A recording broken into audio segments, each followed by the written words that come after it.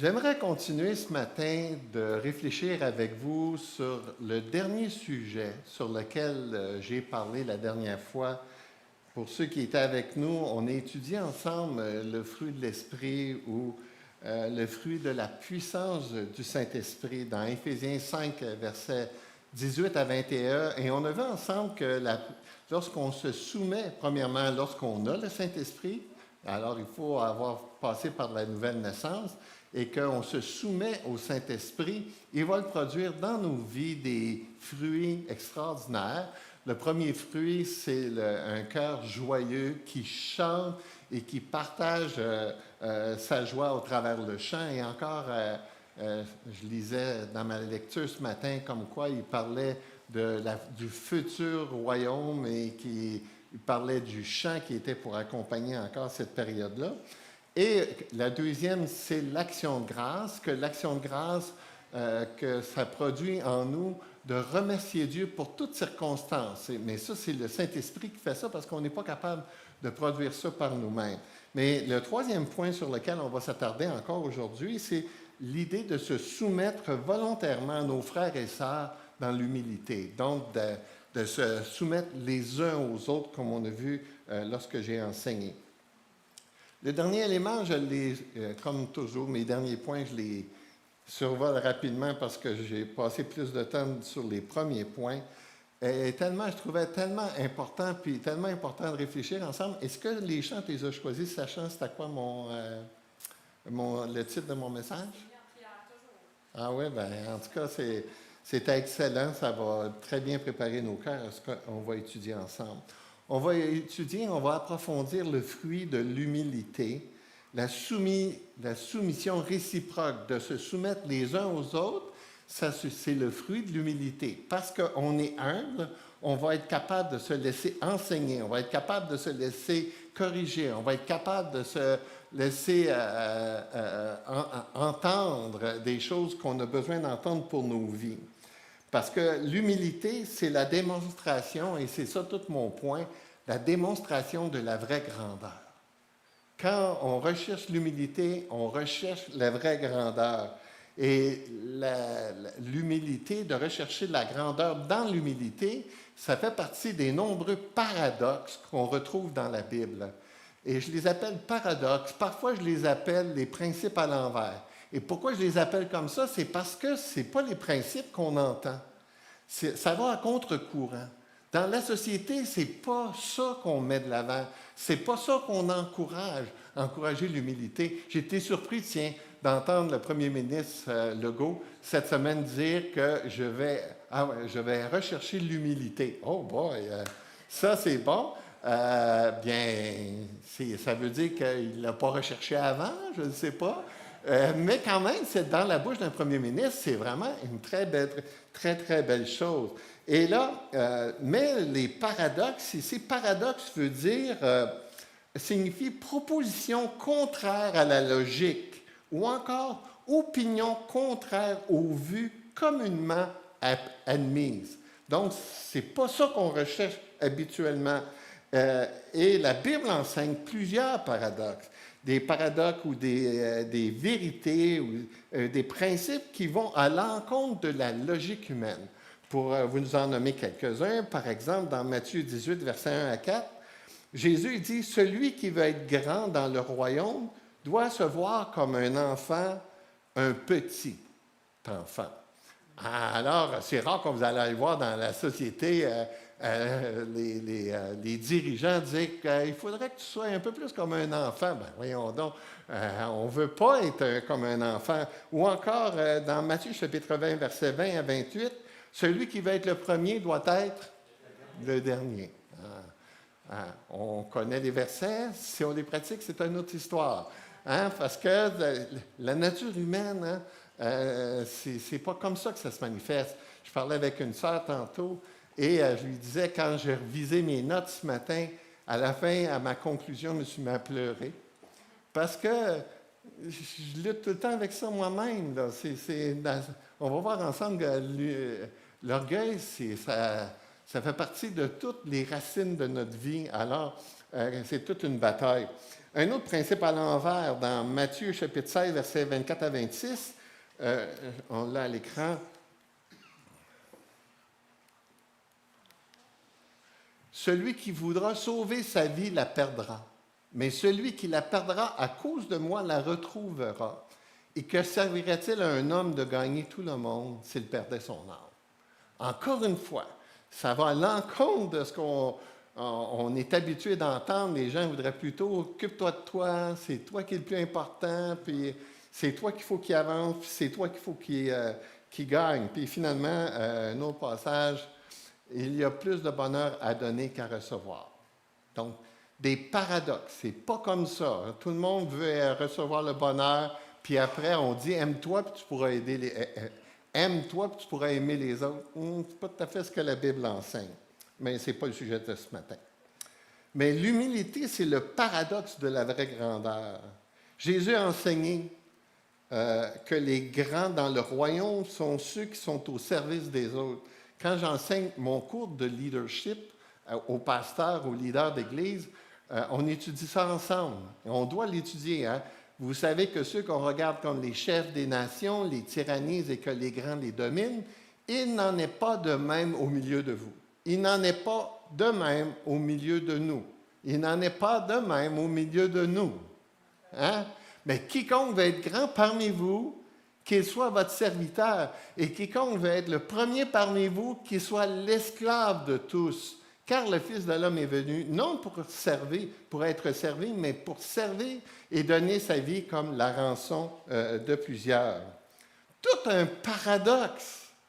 Il ne faut pas qu'il en soit ainsi parmi vous, parce que parmi nous, ce qu'on entend, c'est que tu vas être dans les premiers, tu vas être dans les dirigeants, tu vas être dans ceux qui décident, alors que Jésus nous dit que la vraie grandeur, c'est ta capacité à servir les autres, à être au service des autres. Jésus valorise ceux qui sont capables de servir les autres au point de se considérer comme un esclave. Et le mot serviteur, on l'a déjà étudié ensemble, diakonos, celui qu'on utilise le même titre pour ceux qui ont des responsabilités dans l'Église. Donc, c'est quelqu'un qui servait, qui était un domestique, qui avait une certaine valeur aux yeux de la société. Mais quand Jésus, ici, il dit qu'il soit l'esclave de tous, le mot, il fait référence à quelqu'un qui n'a aucun droit. Et comme on va le voir tantôt, Jésus, lui, avait tous les droits, puis il a mis ses droits de côté pour être au service de chacun de nous. Alors, on va étudier ce concept-là de l'humilité et quelles sont les pistes pour nous aider à découvrir et à développer dans nos vies l'humilité. Et pour l'occasion, on va étudier ensemble un passage dans Philippiens chapitre 2 et j'invite mon frère Robert à faire la lecture. Philippiens chapitre 2, des versets 1 à 11. Un passage très bien connu et qui... Ah, là, ça prend l'autre micro.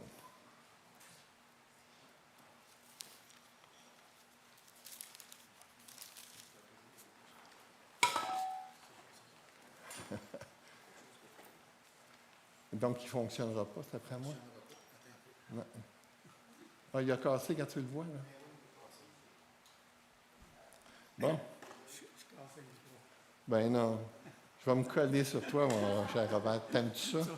Je pense que ça va être bon. Vas-y. OK. Alors, Philippiens 2, versets 1 à 11, dans la version seconde 21. S'il y a donc de l'encouragement en Christ, s'il y a de la consolation dans l'amour, s'il y a une communion de l'esprit, s'il y a de la tendresse et de la compassion, rendez ma joie parfaite en vivant en plein accord. Ayez un même amour, un même cœur, une unité de pensée. Ne faites rien par esprit de rivalité ou par désir d'une gloire sans valeur, mais avec humilité, considérez les autres comme supérieurs à vous-même. Que chacun de vous, au lieu de regarder à ses propres intérêts, regarde aussi à ceux des autres.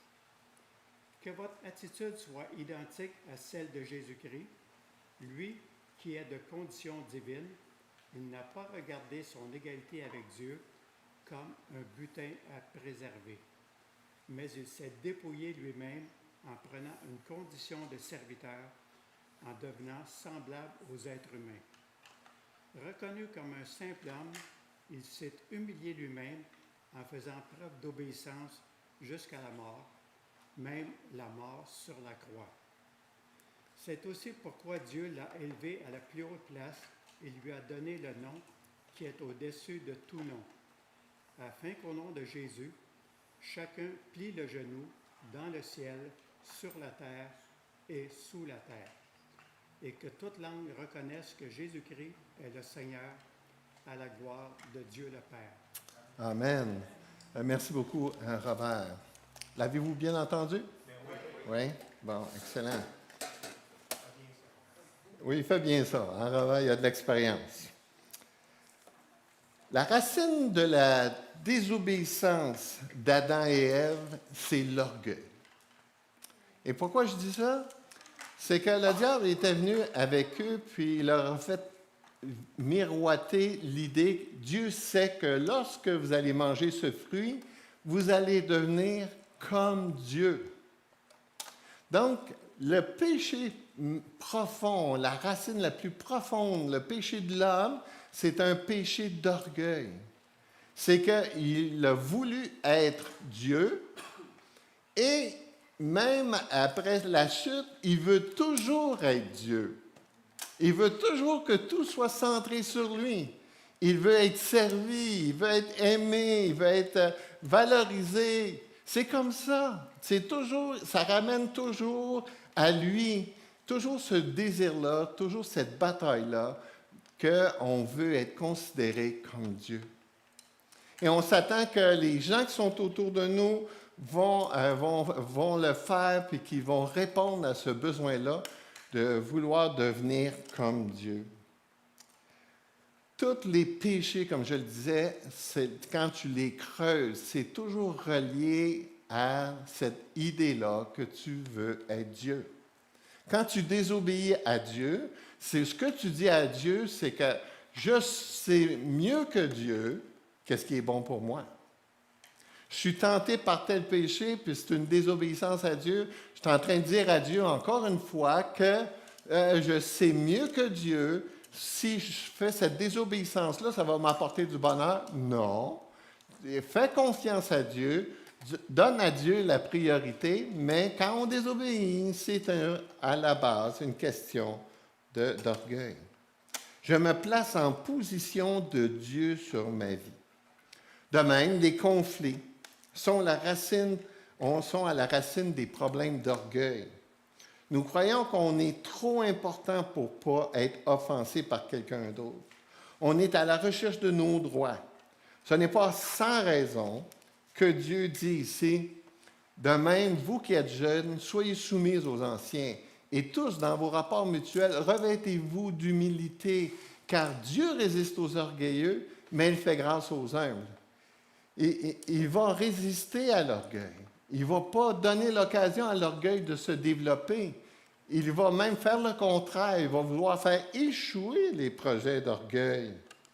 Un peu dans cet esprit-là, C.S. Lewis a écrit « C'est l'orgueil qui a été la cause principale de la misère dans chaque nation et dans chaque famille que le monde a commencé. » La racine des problèmes, des chicanes, des séparations, des divorces, des conflits dans l'Église, dans la maison, trouvent leur origine dans l'orgueil. Parce que l'orgueil est dévastateur, la Bible nous met en garde contre l'orgueil. Il faut toujours le garder à l'esprit parce que l'orgueil est toujours là, il est comme un lion, puis il veut vraiment produire le trouble dans nos vies. On voit ici Romains 11, 20, cela est vrai. Elles ont été retranchées pour cause d'incrédulité, et toi, tu subsistes par la foi. Ne t'abandonne pas à l'orgueil, mais crains. Ne t'abandonne pas à l'orgueil. Donc, l'orgueil, on va le voir ensemble, tu ne peux pas l'éliminer, mais tu peux le contrôler.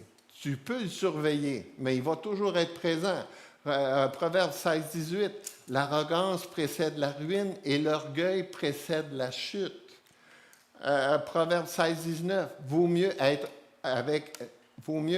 humble avec les humbles que de partager le butin avec les orgueilleux.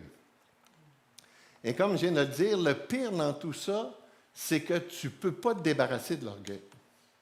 L'orgueil, là, ça va toujours faire partie de ta vie tant qu'on n'aura pas un corps régénéré. Tant qu'on ne va pas avoir une nouvelle, la complétion de notre salut, parce qu'on en a reçu une partie, on a reçu l'esprit, on a reçu les arts, on a eu un dépôt. Mais là, un jour, on va se faire débarrasser de ce vieux corps dans lequel l'orgueil habite, puis on va avoir un nouveau corps, puis là, on va être débarrassé totalement de l'orgueil. Mais parce que le péché d'orgueil habite dans notre chair, bien, elle va toujours se manifester. Il va toujours falloir se combattre avec elle. On ne sera jamais totalement humble. Ce que la Bible nous invite à faire, c'est de rechercher l'humilité. C'est de le garder à l'esprit parce que mon orgueil est là, parce que mon orgueil va toujours être là. Là, consciemment, je ne veux pas aller dans cette direction-là. Et c'est là que je me soumets au Saint-Esprit pour qu'il puisse produire dans ma vie les fruits qu'on a étudiés il y a 2 semaines. La joie, la reconnaissance et la soumission réciproque. On ne sera jamais humble. Et celui qui croit avoir atteint l'humilité, bien, il a les 2 pieds dans l'orgueil. Benjamin Franklin a écrit quelque chose de tellement bon. Il dit, dans son autobiographie, « Personne ne peut subjuguer les passions naturelles de l'orgueil. Battez-vous, étouffez-vous, mortifiez-vous comme vous le voulez, ce sera encore vivant en vous. Même si je pouvais concevoir que j'avais complètement vaincu l'orgueil, je serais probablement dans mon humilité, fier de mon humilité. » Et voilà, voilà, ben oui, c'est ça. Alors, je me souviens des hommes avec qui j'ai côtoyé dans l'Église et ils prenaient toujours un air de piété. Puis là, ça sentait pas bon. Puis quand tu creusais un peu, tu voyais bien qu'il y avait des problèmes majeurs d'orgueil. Parce que ça fait partie de notre chair, de notre nature humaine. Ceux qui croient l'avoir atteint sont remplis d'orgueil. On a ici 2 passages dans Colossiens. « Qu'aucun homme, sous une apparence d'humilité et par un culte des anges, ne vous ravisse à son gré le prix de la course, tandis qu'il s'abandonne à ses visions et qu'il est enflé d'un vain orgueil par ses pensées charnelles. » Donc, il est en train de dire ici que quand quelqu'un croit qu'il est humble, méfie-toi de ces gens-là. Il dit la même chose ici. Ils ont à la vérité une apparence de sagesse en ce qu'ils indiquent un culte volontaire, de l'humilité et le mépris du corps, mais ils sont sans mérite et contribuent à la satisfaction de la chair. Donc, quand tu es en train de dire ici que tu recherches l'humilité puis que tu l'as atteint, là, dans le fond, tu es en train de nourrir la chair. Tu es en train de nourrir l'orgueil. Il n'est pas rare, comme je le disais, que des gens qui sont orgueilleux désirent prendre l'apparence de la piété. Ils sont convaincus qu'ils sont spirituels, mais la réalité, c'est qu'ils sont remplis d'eux-mêmes. Alors, le texte ici, ce matin, parce que Dieu déteste l'orgueil, étudions ensemble à quoi ressemble cette humilité qui conduit à la joie, un paradoxe à la souffrance et la clé de l'humilité. Premièrement, la condition de l'humilité, verset 1.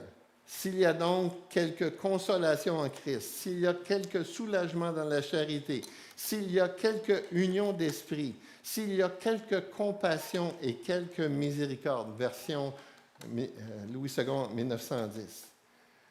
La première chose que Paul veut s'assurer que les Philippiens qu'ils réalisent, c'est qu'ils ont les ressources pour atteindre l'unité dans l'humilité. C'est possible de rechercher l'humilité, c'est possible d'avoir des gestes d'humilité, c'est possible d'avoir des paroles d'humilité. On ne sera jamais totalement humble, mais c'est possible de poursuivre l'humilité, d'aller dans la direction de l'humilité. Comme on a vu ensemble, on est tous les descendants d'Adam et on a tous le problème avec l'orgueil. La seule façon de contrecarrer l'orgueil, c'est la conversion. Car la conversion nous rend accessibles les ressources de Dieu. Comme on a vu il y a 2 semaines, parce que le Saint-Esprit m'habite, quand je me soumets au Saint-Esprit, il y a cette capacité-là de produire des choses humbles dans nos vies, comme se soumettre les uns aux autres. Paul, ici, il utilise 4 conditionnels. Hein, non, ça c'est... la parole vivante qui dit « Si donc, en tant que chrétien, vous attachez du prix à un appel donné dans l'esprit du Christ, si les encouragements et les conseils d'un frère qui vous aime ont quelque valeur et quelque force de persuasion pour vous, si enfin il existe entre vous une communion spirituelle vivante et tout ce que cela signifie implique, tout ce que cela implique d'affection et de sympathie mutuelle, oui, si les mots de tendresse et de compassion ont pour vous un sens. Et c'est là que, je ne sais pas pourquoi, il y a 4 si dans le texte ici, dans ma version courante. 4 si, donc dans le sens ici, c'est que si je suis né de nouveau, si l'Esprit de Dieu m'habite, bien c'est possible de pouvoir goûter et d'expérimenter l'humilité. Toutes ces descriptions-là font référence à un enfant de Dieu conscient de son identité et de ses ressources. Seuls les croyants peuvent expérimenter le vrai amour, la vraie unité, parce que c'est le miracle de Dieu au travers de nous. Ce n'est pas parce qu'on est capable dans notre chair, c'est l'Esprit de Dieu qui le fait au travers de nous. On a vu souvent ce commandement-là, nouveau, aimez-vous les uns les autres comme je vous ai aimé, vous aussi aimez-vous les uns les autres. Tous connaîtront que vous êtes mes disciples si vous avez de l'amour les uns pour les autres. C'est que cet amour-là est la puissance de Dieu dans nos vies à cause de la nouvelle naissance. L'Esprit de Dieu m'habite, je me soumets à l'Esprit de Dieu et il produit dans ma vie, des miracles de l'amour, ce que normalement, dans la nature humaine, on n'est pas capable de produire. C'est notre intimité de notre relation avec Jésus qui détermine l'intimité que nous aurons entre nous. Personne ne peut imiter l'amour spirituel et miraculeux de Dieu. C'est Dieu qui fait ça. Et parce qu'on s'approche de Dieu, on goûte la puissance de Dieu et on goûte le fruit de Dieu. Plus on est proche de Dieu, plus le Saint-Esprit contrôle nos vies, plus nous produisons des fruits comme l'amour, le pardon, la miséricorde et l'humilité. J'aime tellement ce que l'apôtre Jean, le disciple de l'amour, nous dit, « Si bien-aimés, aimons-nous les uns les autres, car l'amour est de Dieu. Et quiconque aime est né de Dieu et connaît Dieu. Celui qui n'aime pas n'a pas connu Dieu, car Dieu est amour. » Si je me tiens proche de Dieu, Dieu qui est la source de l'amour, si je suis premièrement connecté à Dieu, c'est-à-dire si je suis né de nouveau, et que je me tiens proche de lui, il déverse au travers ma vie un fleuve d'amour, ce que normalement on n'est pas capable de produire nous-mêmes.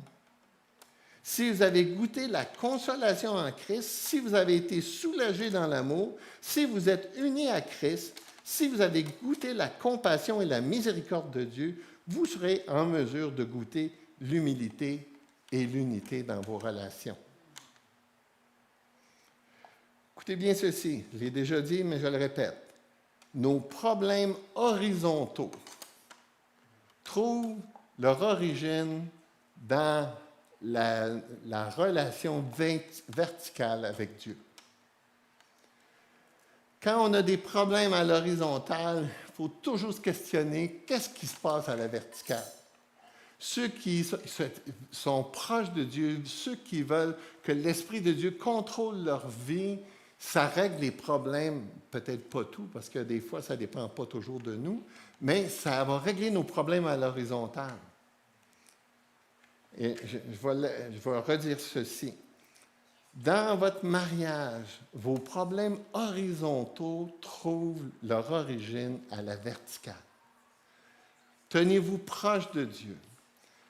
Laissez Dieu contrôler votre vie. Et là, vous allez produire dans vos vies des fruits que normalement, vous n'êtes pas capable de produire vous-même. Dans le passé, tu t'es battu pour tes droits et en te soumettant à Dieu, tu abandonnes tes droits, puis là, tu favorises la relation. J'ai déjà dit, hein, après quelques années de mariage, ce qui a vraiment produit une grande différence dans ma vie, c'est quand là, j'ai dit à l'Esprit de Dieu, c'est assez, je veux me soumettre à toi, Esprit de Dieu, puis je veux que tu changes les choses. Je vais arrêter de rechercher mes droits.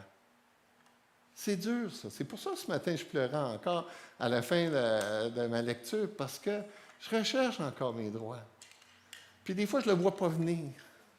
Tu sais, il y a une situation qui arrive, là, puis paf, là, je tombe dedans. Hein? Mais je ne veux pas ça. C'est pour ça que je veux vivre dans la conscience de la présence de Dieu, de la direction de Dieu, Seigneur Jésus. Quand une discussion s'amorce avec mon épouse, Seigneur Jésus, je veux que ce soit ton esprit qui dirige et pas ma chair.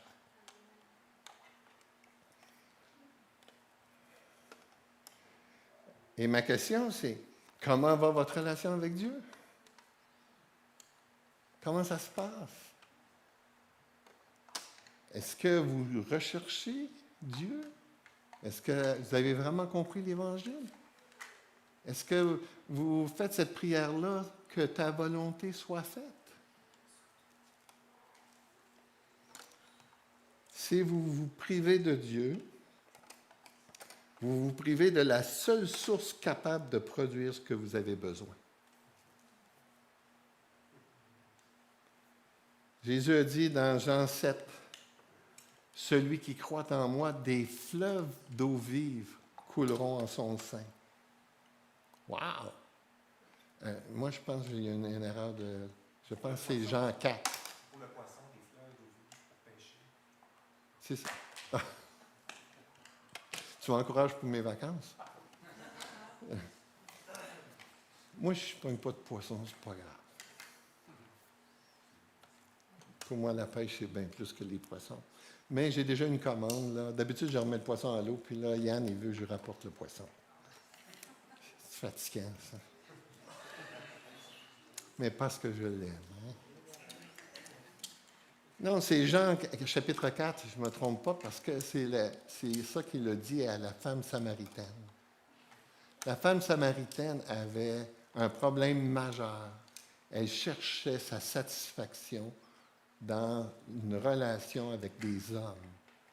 Elle n'était jamais satisfaite. Alors quand même que tu voudrais répondre à tes besoins, répondre à tes besoins, répondre à tes besoins, répondre à tes besoins, c'est pas ça qui va répondre à tes besoins. C'est Dieu qui est la source d'eau vive.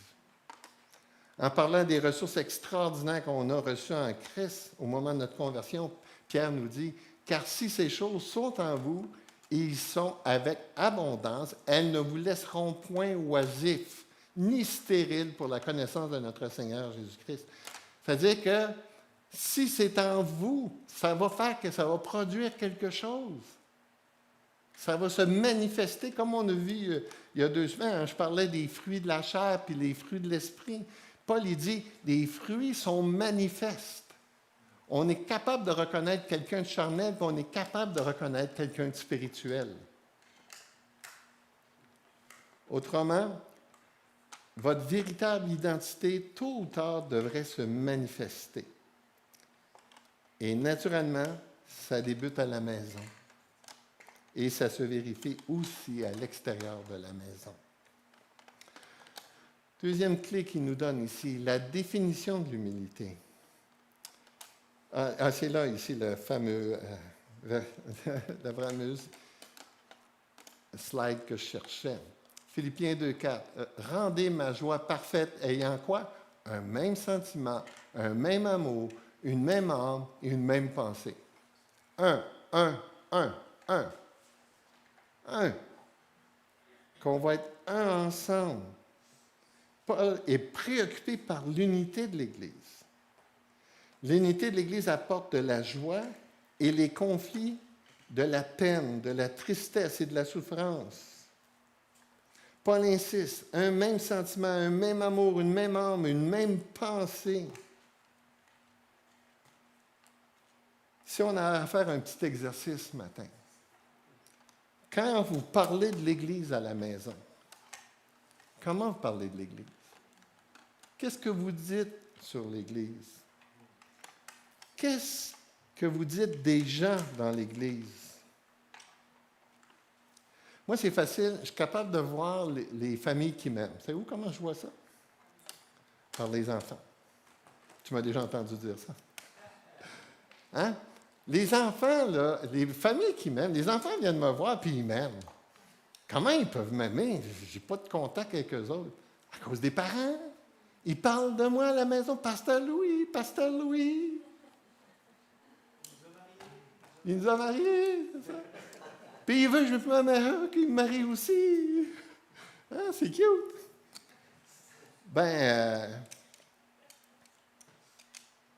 Même chose quand vous pensez à votre mariage. C'est quoi vous tenez comme propos dans votre bouche? C'est quoi vous tenez comme propos dans votre esprit? Qu'est-ce qui s'alimente? Qu'est-ce qui se nourrit dans votre esprit, dans vos pensées? L'unité de l'Église, l'unité du couple, c'est une valeur non négociable au cœur de Dieu. Dieu, il veut ça. Après avoir prié pour les apôtres, Jésus, regardez, même principe que Paul. Ce n'est pas pour eux seulement que je prie, mais encore pour ceux qui croiront en moi par les paroles des apôtres, afin qu'ils soient un. Comme toi, Père, tu es en moi et comme je suis en toi, afin qu'eux aussi soient un en nous, pour que le monde croie que tu m'as envoyé, encore une fois, même concept que l'amour. Je vous ai donné la gloire que tu m'as donnée. Je leur ai donné la gloire que tu m'as donnée afin qu'ils soient un comme nous sommes un. Moi en eux et toi en moi, afin qu'ils soient parfaitement un et que le monde connaisse que tu m'as envoyé et que tu les as aimés comme tu m'as aimé. Je me souviens avoir prêché ce passage-là là, pendant la pandémie. Puis, je peux vous dire en affaire, là, il y a bien des églises qui n'ont pas passé le test. Parce que c'était les tensions, là. C'était premièrement les extrêmes. Puis là, ça avait de la misère à se regarder et à se parler. Là. C'était dramatique. J'ai des amis qui ont brisé leur relation avec moi. Pour une position que j'ai prise, puis c'est même pas ma position, j'ai pris cette position-là parce que je trouvais que c'était ça qui était nécessaire pour le royaume.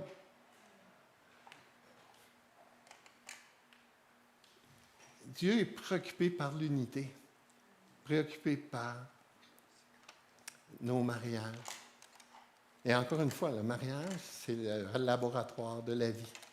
Alors, ce qu'on expérimente à la maison, on va le vivre dans l'Église. Deuxième facette qu'il donne dans la définition de l'humilité, c'est, verset 3, il dit « Ne faites rien par esprit de parti ou par vaine gloire ». La parole vivante le traduit, je ne sais pas, je l'ai dit ça? Oui. « Ne faites rien pour passer devant les autres ou pour que les autres vous admirent, cela ne vaut rien. » Ne pas passer devant les autres. Paul fait la guerre à la compétition dans l'Église. L'esprit de parti, celle de faire des clics afin de contrôler. Si j'ai à faire des choix, je veux le bien du commun et non mon confort ou mes préférences. C'est au moment où je fais des choix dans ma vie que je dois être guidé par le bien commun et non par mon avancement personnel. C'est un écho à l'hymne à l'amour d'un Corinthiens 13. L'amour n'est point envieux, l'amour ne se vante point, il ne s'enfle point d'orgueil, il ne cherche point son intérêt. Celui qui a de l'amour ne se glorifie pas de ses capacités. Il n'est pas enflé d'orgueil. Il ne se vante pas. Parce que souvent, se vanter, c'est au détriment des autres. L'humilité et l'amour sont désintéressés et généreux. On vit à une époque où l'ego, le moi, c'est central. Tout est axé sur le je me moi. Lorsque l'on aime vraiment, on recherche le bonheur de l'autre. L'autre est plus important. 1 Corinthiens 10, 24, que personne ne cherche son propre intérêt, mais que chacun cherche celui d'autrui. Cherchez l'intérêt de l'autre. Mettez ça en pratique dans la maison, là.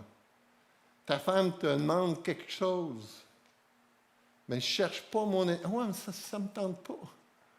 Je ne cherche pas mon intérêt, je ne cherche pas mon bonheur, je cherche le bonheur de ma femme.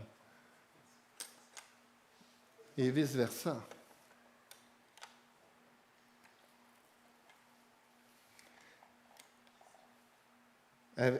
Est-ce qu'avec les années de mariage, votre épouse réalise qu'elle a plus de valeur et qu'elle se sent un peu plus écrasée? Dans mes lectures sur le leadership, quand j'ai fait mon doctorat, j'ai découvert que les grands leaders faisaient en sorte que tous ceux qui étaient autour d'eux étaient plus grands. Ils se sentaient plus grands. Ah, j'ai tellement aimé ça, cette définition-là. Faire en sorte, là, pas écraser l'autre, ou que je me sens... Souvent, des fois, les leaders, on se sent menacé. Puis quand on se sent menacé, on bloque les autres par peur. Mais quand tu recherches, tu laisses l'Esprit de Dieu contrôler ta vie, tu vas rechercher. Hey, moi, je pense à mon équipe là, avec le réseau des évangéliques au Québec. Là. Ah oui, déjà écouté Jean-Christophe parler? Ça, c'est mon directeur des affaires extérieures. À chaque fois que je l'écoute, je dis, il est bien intelligent. C'est lui qui devrait aller parler en public. Puis souvent, d'ailleurs, c'est lui qui parle en public. Il est brillant. Ah, ben let's go, Jean-Christophe. J'ai dit souvent, tu veux-tu ma place? Il dit non. Ben, j'ai dit, ce que tu fais, regardez ça. J'ai dit, tu parles tellement bien que tu fais en sorte que je parais bien. Ben oui. Tu sais, quand il fait bien sa job, le président, il brille. Hein? Fait que, non, c'est beau de voir ça. Des gens doués, mais donne-nous la place. Il est peut-être mieux de prendre la place. Let's go, vas-y. Valoriser leur qualité. Là. Un leader, là, c'est qu'il y a une équipe qui est autour, là, puis là, il fait sortir le meilleur de chacun de ses membres. Là. Hey, parce que ça, quand chacun là, il manifeste ses qualités et ses forces, là, ça fait une équipe du tonnerre.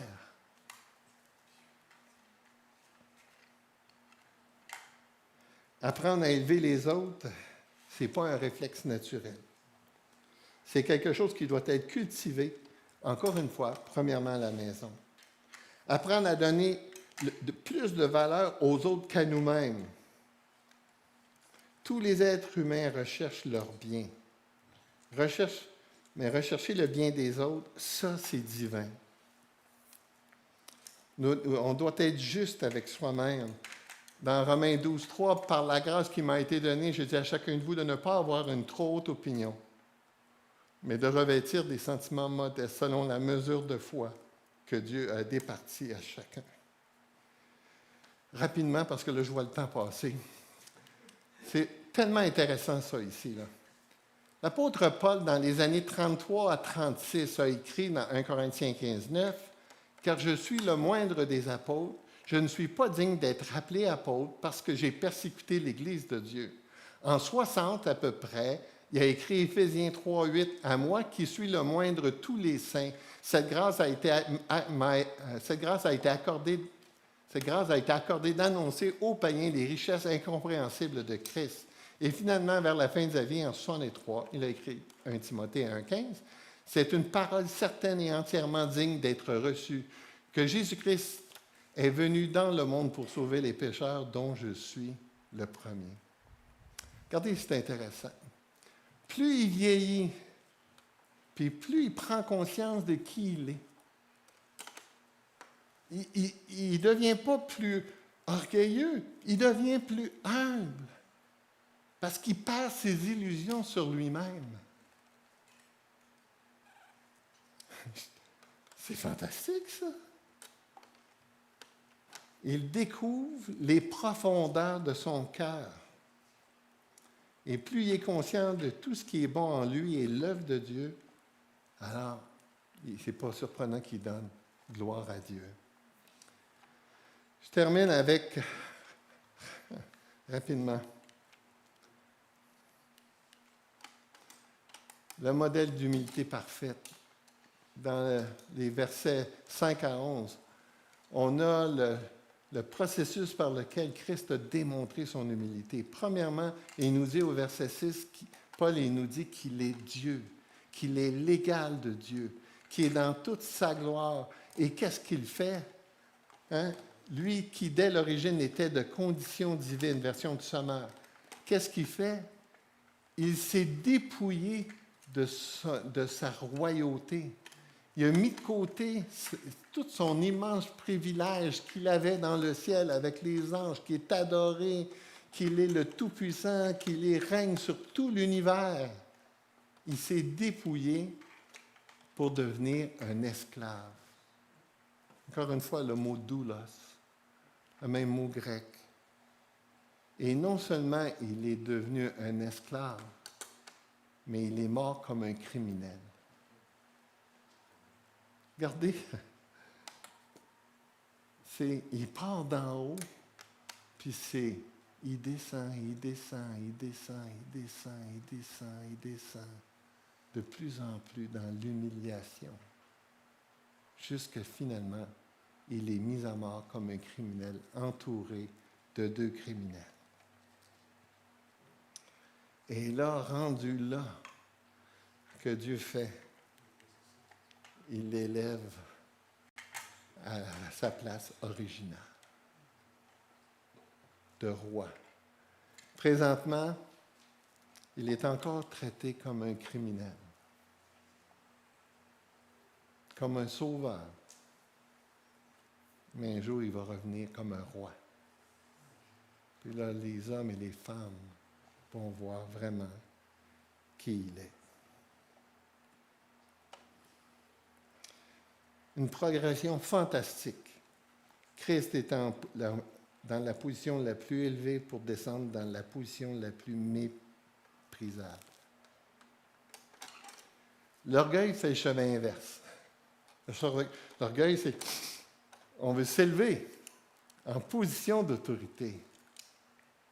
Ce n'est pas le modèle que Jésus nous a donné. Dans ma version, au verset 5, c'est écrit « Ayez en vous les sentiments qui étaient en Jésus-Christ. » Pour faire le chemin inverse, pour suivre l'exemple de Christ, il faut élever premièrement Christ dans nos vies, lui donner la place de souverain roi. Et par la suite, on sera en mesure d'élever les autres en cherchant à leur donner de la valeur. C'est pour ça qu'on appelle ça le paradoxe de la vraie grandeur. Prions. Seigneur Jésus, merci pour ces trésors. On ne trouve pas ça dans le monde.